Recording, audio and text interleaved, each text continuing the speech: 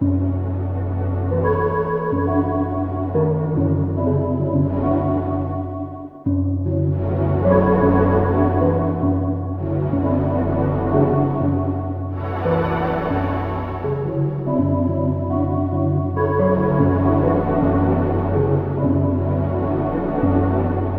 la tarde de Navidad y toda mi familia se reunía a pasar la Navidad en mi casa.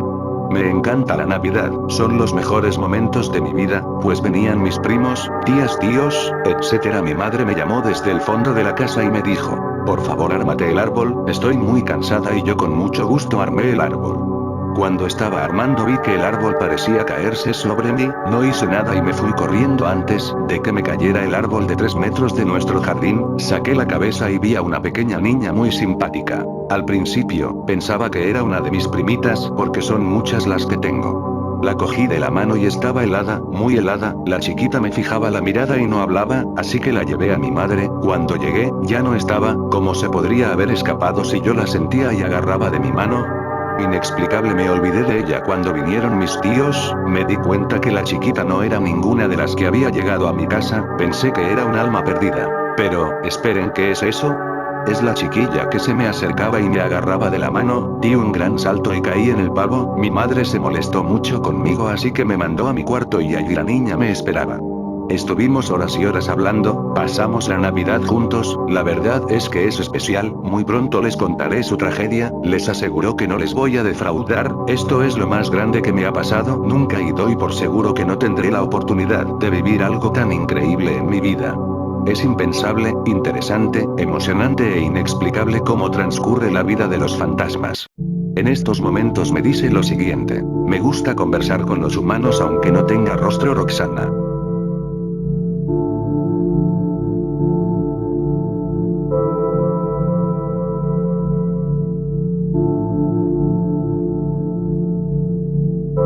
Me gustan los cementerios. Esa noche estaba completamente solo, tenía unas pocas horas para disfrutar de ese cementerio que no había visto antes. Desde que fui a vivir a esa ciudad, no tuve demasiado tiempo para mí mismo, pero esa noche era mía y pude hacer lo que más me gustaba: pasear por el cementerio, ver las estatuas, leer las inscripciones de las lápidas, caminar entre tumbas, escuchar el frío silencio del cementerio, compartir la soledad de aquellos que yacían bajo tierra. Recuerdo que alguien me dijo una vez que cuando muriese quería que le incinerasen. Es una buena opción, pensé, el cuerpo convertido en cenizas, devorado por el fuego. Me dijo que quería que echasen sus cenizas al mar, alimento para peces se me vino a la cabeza. Yo quería que me enterrasen, pero bajo tierra, no en un trozo de cemento. Formaría parte de un cementerio, mi lápida con mi nombre perduraría durante siglos. Alimento no de peces pero sí de gusanos, algo más retorcido aún. Es cierto que todo lo que sale de la tierra vuelve de un modo u otro a ella, pero esto ya no es posible para mí, o tal vez sí, en cualquier caso el tiempo lo dirá. Iba caminando rodeado de lápidas, el cielo oscuro estaba despejado, la luna brillaba con todo su esplendor y me acompañaban los cantos de los grillos. Entonces noté un leve picor en mi mano izquierda, me miré la palma de la mano y allí estaba la cicatriz con forma extraña, no recuerdo cómo ni cuándo me la hice, me dijeron que la tenía desde nacimiento, pero yo más bien creo que es la cicatriz de un niño revoltoso y rebelde. Hacía tiempo que no me picaba, no le di más importancia y continué mi camino. El cementerio estaba cercado con un muro alto e iluminado con farolas de luces tenues, contaba con un enorme panteón en el centro, criptas familiares repartidas por todo el recinto, cientos de lápidas sobre hierba verde y paredes de cemento con pequeños habitáculos para ataúdes. Normalmente estos habitáculos son para los que no pueden costearse un sitio en la hierba. Hasta la muerte cuesta dinero y precisamente no es barata. ¿Qué mundo este en el que todo gira alrededor del dinero? A lo lejos, en un recodo del muro que rodea el cementerio, observé una ligera neblina, me dirigí hacia allí y conforme me adentraba la visibilidad aumentaba. A veces pienso que si no me hubiera acercado a la neblina todo lo que ocurrió posteriormente no hubiera pasado. En aquel recodo se encontraba la tumba que más impacto me causó hasta la fecha de hoy. Había una estatua de un ángel femenino de cabellos largos que apoyándose sobre la lápida hundía su rostro entre sus brazos y lloraba la muerte del que se encontraba enterrado allí. Imaginé a la figura de alas caídas y túnica larga cambiando de posición, incorporándose y mirándome con ojos tristes y con sus lágrimas recorriendo su rostro algo agrietado ya a causa del paso del tiempo. Me quedé fascinado observando cada detalle del ángel, sin duda no he visto ninguna estatua mejor que esa, ninguna que exprese tanto sentimiento, parecía que en cualquier momento fuese a moverse. Leí la esquela del que hacía entristecer y llorar al ángel. Sumido en las tinieblas viviré una condena eterna. Dryden Sagot. 1804-1826. Dryden Sagot. ¿Qué clase de nombre es ese? Casi sin darme cuenta se me escaparon las palabras en voz alta. Con un rápido cálculo averigüé que la tumba tenía, para ser exactos, 177 años. Estaba muy bien conservada. ¿Quién será el que vivió tan solo 22 años y descansa bajo esta tierra húmeda? Me pregunté. Decidí que al día siguiente volvería aquí y fotografiaría a la lápida y al ángel. Bajo la luz del sol podría ver mejor todos los detalles que me escapaban con la luz amarilla de las farolas. De repente cesaron los ruidos de los grillos. SHHHHHH. Alguien se encontraba detrás de mí. ¿Qué? Dios. Me volví y lo que vi me hizo dar un salto hacia atrás y caer en la hierba mojada junto al ángel. Con los ojos abiertos al máximo y una evidente expresión de miedo en mi rostro vi a una niña de no más de 6 años, pero no era real, así me lo pareció en un principio, era translúcida, podía ver a través de ella. En mi mente se formó la palabra fantasma, no podía creer lo que veía, tenía que ser una jugarreta de mi imaginación, cerré los ojos e intenté calmarme, podía escuchar los rápidos y fuertes latidos de mi corazón, conté hasta 5 y volví a abrir los ojos. La niña fantasma seguía allí mirándome fijamente, podía ver su silueta, los rasgos de su cara y las lápidas que se encontraban detrás de ella. Su cara era ovalada, tenía una boca menuda y unos grandes ojos negros, su pelo, me pareció que era castaño, le llegaba por la barbilla, llevaba un vestido largo hasta las rodillas y en una de sus manitas sostenía una muñeca de trapo de pelo naranja. La muñeca era sólida, palpable, pero la pequeña parecía estar hecha de una sustancia transparente. Permanecí inmóvil echado sobre la hierba, sin poder quitar la mirada del fantasma, estaba asustado, nunca me había pasado algo así, había visto muchos cementerios y leído muchos artículos sobre apariciones de fantasmas y otros sucesos paranormales, pero nunca pensé que fuera a pasarme esto a mí. Mientras la observaba se me ocurrían cientos de preguntas, tenía delante el espíritu de una niña muerta y empecé a darme cuenta de lo que eso significaba. Llevó su dedito índice a sus labios y me susurró. SHHHH. No le despiertes. ¿Ah, a quién? Logré decir con gran esfuerzo y entrecortadamente, casi no podía articular las palabras. Se le dibujó una sonrisa en sus labios y señaló a la lápida del tal Dryden Sagot. Él, es como tú. ¿Un fantasma? Me sorprendí de que mis palabras fuesen tomando su ritmo normal. No. Dijo agachando su cabecita. ¿Quién eres? Se desvaneció la expresión de miedo de mi rostro, es solo una niña, un fantasma sí, pero no deja de ser una cría. Me incorporé sentándome sobre la hierba. Ella se quedó un rato pensativa. Ven, quiero enseñarte algo. Me tendió su pequeña manita, o mejor dicho, esas partículas diminutas que ocupaban ahora el lugar de su mano. Me sonrió y se le formaron unos mofletes regordetes en su carita. Sin pensarlo 2 veces dirigí mi mano hacia la suya y vi como mis dedos la atravesaban como si solo fuese aire, fue una sensación extraña, sentí un hormigueo en toda la mano, algo parecido al hormigueo que aparece cuando se te duerme alguna parte del cuerpo, no sé explicarlo de otra forma. Ja, así no. Rió divertida la niña fantasma, mira se hace así. Se agachó y llevó lentamente su mano hacia la mía y cuando creí que pasaría lo mismo que antes, noté como algo muy frío me tocaba, sentí un fuerte escalofrío que me recorrió todo el cuerpo, como una descarga eléctrica de frío. Intenté apartar la mano pero ella me sujetaba con fuerza, tenía mucha fuerza para la edad que representaba, aunque no sé si llamarlo fuerza puesto que ella no tenía cuerpo ni músculos, ni lo que parecía cabello no era. Estaba compuesta por miles de millones de diminutas partículas con voluntad propia y el conocimiento y la conciencia de una niña pequeña. Nos pusimos de pie y comenzamos a andar. Y allí estaba yo, paseando por un cementerio con el espíritu de una niña muerta que me cogía de la mano. Me dejé llevar, creo que si lo hubiera pensado, bien habría salido corriendo en cuanto la vi, pero el misterio me llamaba y era irresistible. No andamos mucho, soporté el frío que invadía mi cuerpo y solo hubo silencio hasta que se paró en seco. Déjate ver. Dijo ella casi impaciente. Entonces pude ver como una silueta borrosa empezaba a aparecer delante de mí, acabó de formarse por completo y vi a un hombre alto de mediana edad, vestía un traje elegante, en su cabeza descansaba un distinguido sombrero de copa y portaba un lujoso bastón con el que daba pequeños golpes al suelo. Su cara era delgada y alargada, poseía una expresión seria. Al igual que la niña se podía ver a través de él. Nuria. Te tengo dicho que no hables con extraños. Joven, ¿le ha molestado esta malcriada? Me asusté de su voz grave y fuerte como el estruendo de una tormenta. No, yo, noté su presencia severa y amenazante. Mi razón me decía que me marchase de allí, pero algo sobrenatural me invitaba a quedarme. No es un desconocido. Sé cómo se llama, le leí la mente. Interrumpió la niña con su vocecita. Oh. Bien, entonces, debes practicar. Dijo el fantasma con sombrero posando su mano sobre el hombro de la niña. ¿Qué? Me voy. No sé ni por qué contesté, solo quería irme de allí, no estaría más tiempo en compañía de presencias amenazantes que leen la mente. ¿Qué me iban a hacer? ¿Usarme de cobaya para sus fantasmales experimentos? Estaba muy asustado y solo pensaba en escapar de ese lugar. No son experimentos, ella solo tiene que aprender. ¿Te irás sin formular las preguntas? Dijo el hombre y justo cuando me disponía a salir corriendo me agarró de mi chaqueta, de nuevo volví a sentir ese fuerte escalofrío. ¿Qué preguntas? Suéltame. Me soltó lentamente. Las que se están formando en tu mente. Entonces sentí un gran alivio, como si me quitara un peso de encima, esa sensación de presencia amenazante desapareció. ¿Quiénes sois? ¿De dónde venís? ¿De qué estáis hechos? ¿Cómo? Mis preguntas salieron una detrás de otra como si estuviesen deseando ser dichas. Esas son demasiadas preguntas para una sola noche, joven. Dijo negando con la cabeza, mientras tanto, la niña observaba la escena en silencio. ¿Vivís aquí?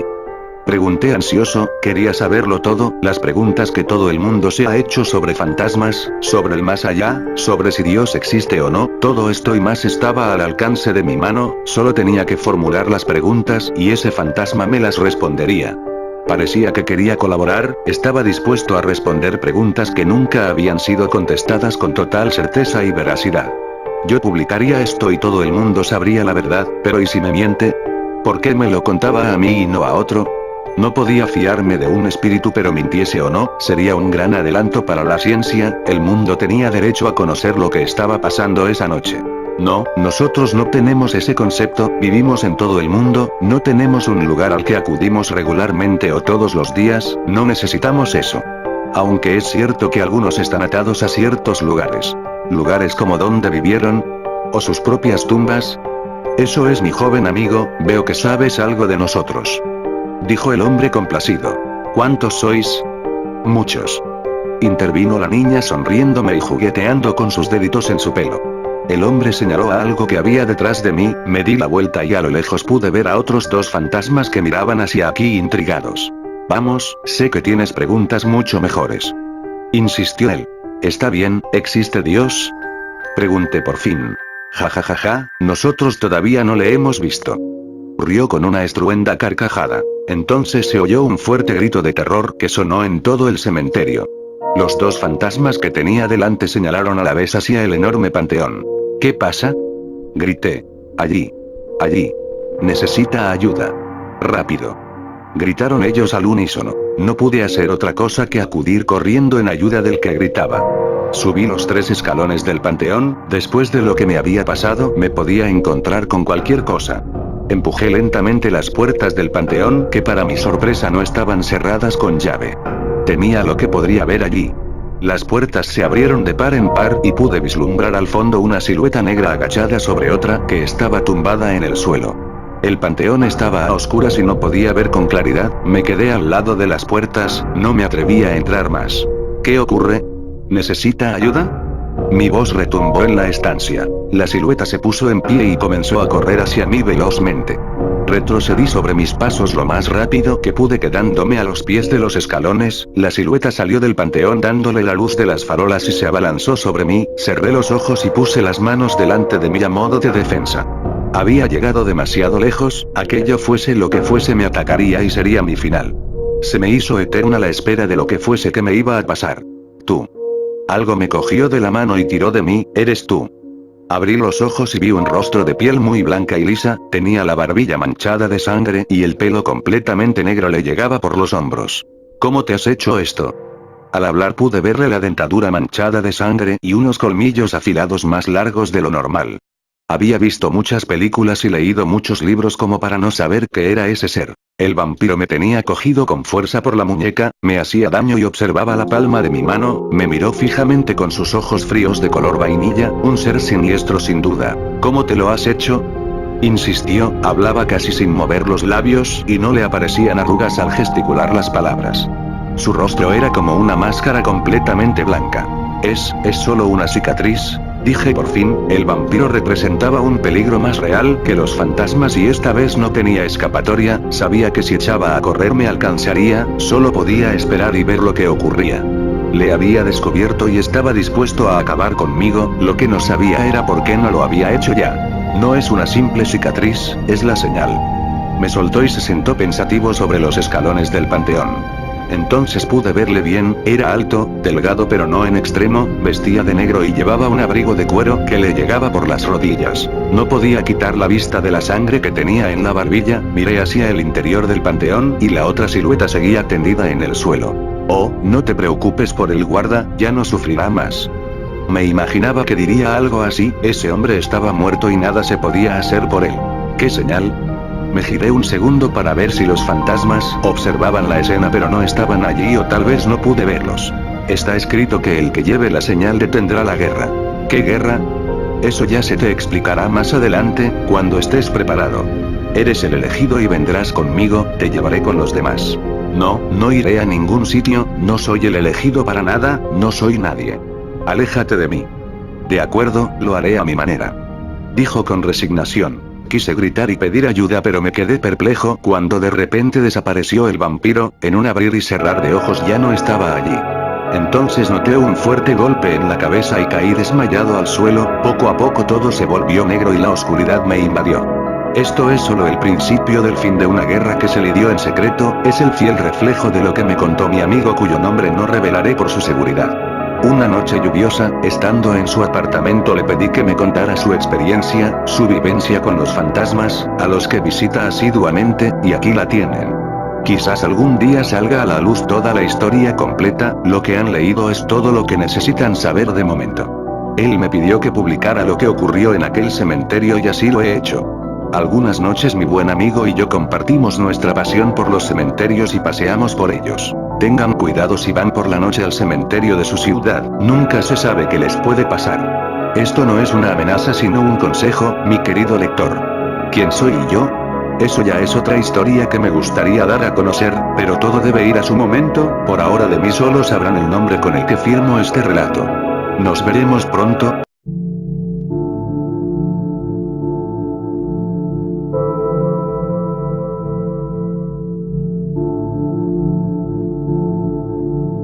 A ojos de quien ojease el horizonte a la espera de un renovado sol, el hombre que se mantenía en el borde del acantilado bien parecía una figura pétrea, una suerte de ídolo anclado en ese lugar para velar por los marineros que se aventurasen en las traicioneras aguas de este mar.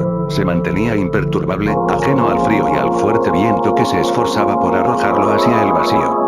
Si alguien esa noche no hubiese logrado conciliar el sueño, bien a causa de los incesantes aullidos del viento o por una serie de pesadillas plagadas de horrores sin forma, y se encontrase mirando la escena, te diría que no sabría precisar el momento en que otra figura, alta y esbelta como la primera, pareció brotar de las sombras y posarse junto a aquel enigmático hombre que parecía buscar consuelo mirando en dirección a donde moría el mar. Te diría, de haber visto y oído a aquellos dos hombres hablar con tranquilidad al filo de la cima, que el recién llegado pugnaba por convencer al que parecía su hermano, de que volviese de vuelta con él, de que abandonase aquel lugar. La espero a ella, márchate o tú también la verás. El viento calló por instante de un segundo para que quien prestase atención a aquella conversación pudiese alcanzar a oír estas palabras, que la negra figura contestó a aquel que había surgido de la oscuridad. Y de haber presenciado a alguien la escena, te juraría que bastó un leve parpadeo para que aquella persona volviese a desaparecer aterrada, como si se la hubiese engullido el aire, volviendo a estar solo aquel hombre, en la misma posición. Cuenta la leyenda que dos atracadores fueron cercados por la policía y, en su huida, tuvieron que abandonar su vehículo de fuga y adentrarse en una estación de metro. En su desesperada carrera, comenzó un tiroteo en los pasillos de la estación, en el cual un certero disparo de uno de los ladrones impactó directamente en la frente de uno de los policías, matándolo al instante. En mitad de la confusión, y mientras el resto de agentes se parapetaban tras unas columnas, la pareja de delincuentes consiguió subirse a un tren, mientras escuchaban a su espalda la detonación de más disparos de los policías. Pocos instantes después la máquina emprendió su marcha, escapando dentro de ella los ladrones. Era de noche y el vagón estaba prácticamente vacío, solo había 2 personas más en el tren que acababan de abordar. Un mugriento mendigo encapuchado que parecía inconsciente por su borrachera, aunque no soltaba una bolsa de papel con la cual protegía una botella de licor. Y un hombre con aspecto de abogado que, perfectamente trajeado, dormía con la boca abierta y muy probablemente se habría pasado de estación hacía bastante tiempo.